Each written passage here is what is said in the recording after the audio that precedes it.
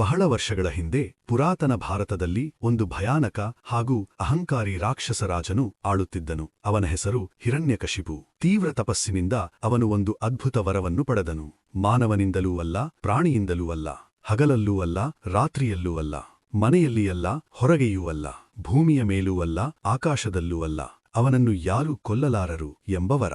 ಈ ವರದಿಂದ ಅವನು ಗರ್ವದಿಂದ ಉಕ್ಕಿಬಂದನು. ನಾನೇ ದೇವರು ಎಂದು ಘೋಷಿಸಿದನು. ರಾಜ್ಯದಲ್ಲಿರುವ ಎಲ್ಲರೂ ಅವನನ್ನೇ ಪೂಜಿಸಬೇಕು ಎಂದು ಆದೇಶಿಸಿದನು. ಆದರೆ ವಿಧಿಯ ಆಟ ಬೇರೆಯಾಗಿತ್ತು. ಅವನ ಸ್ವಂತ ಮಗ ಪ್ರಹ್ಲಾದ ಮಾತ್ರ ಶ್ರೀ ಮಹಾವಿಷ್ಣುವಿನ ಭಕ್ತನಾಗಿದ್ದನು. ಯಾವ ಭಯವೂ ಇಲ್ಲದೆ, ಯಾವ ಬೆದರಿಕೆಯಿಗೂ ಮಣಿಯದೆ ಅವನು ಸದಾ ವಿಷ್ಣುವಿನ ನಾಮಜಪ ಮಾಡುತ್ತಿದ್ದನು. ತಂದೆ ಕೋಪದಿಂದ ಉರಿಯುತ್ತಿದ್ದನು. ಪ್ರಹ್ಲಾದನನ್ನು ಪರ್ವತದ ಮೇಲಿಂದ ತಳ್ಳಿಸಿದರು. ಆನೆಗಳಿಂದ ತುಳಿಯಲು ಹೇಳಿದರು. ವಿಷ ನೀಡಲು ಪ್ರಯತ್ನಿಸಿದರು. ಆದರೆ ಪ್ರತಿ ಸಾರಿ ದೈವಿಕ ಕೃಪೆಯಿಂದ ಪ್ರಹ್ಲಾದ ಉಳಿದನು.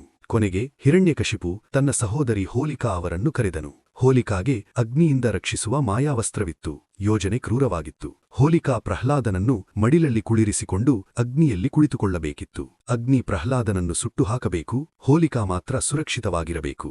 ದೊಡ್ಡ ಬೆಂಕಿ ಹಚ್ಚಲಾಯಿತು. ಜ್ವಾಲೆಗಳು ಆಕಾಶ ಮುಟ್ಟಿದವು. ಹೋಲಿಕಾ ಆತ್ಮವಿಶ್ವಾಸದಿಂದ ಅಗ್ನಿಯಲ್ಲಿ ಕುಳಿತಳು, ಪ್ರಹ್ಲಾದನನ್ನು ಮಡಿಲಲ್ಲಿ ಹಿಡಿದು. ಆದರೆ ಅಚ್ಚರಿ ಸಂಭವಿಸಿತು. ಪ್ರಹ್ಲಾದನ ಭಕ್ತಿಯಿಂದ ಆ ಮಾಯಾವಸ್ತ್ರವು ಹೋಲಿಕೆಯನ್ನು ಬಿಟ್ಟು ಪ್ರಹ್ಲಾದನನ್ನು ಆವರಿಸಿತು. ಅಗ್ನಿ ಹೋಲಿಕೆಯನ್ನು ಭಸ್ಮ ಮಾಡಿತು. ಪ್ರಹ್ಲಾದ ಮಾತ್ರ ಸುರಕ್ಷಿತವಾಗಿ ಹೊರಬಂದನು. ಅದು ಒಳ್ಳೆಯ ದಿನ ಜಯದ ಕ್ಷಣವಾಗಿತ್ತು. ನಂತರ ಹಿರಣ್ಯಕಶಿಪು ಸ್ವತಃ ಪ್ರಹ್ಲಾದನನ್ನು ಕೊಲ್ಲಲು ಮುಂದಾದಾಗ ಶ್ರೀ ಮಹಾವಿಷ್ಣು ಭಯಾನಕ ರೂಪದಲ್ಲಿ ಅವತರಿಸಿದರು. ನರಸಿಂಹ.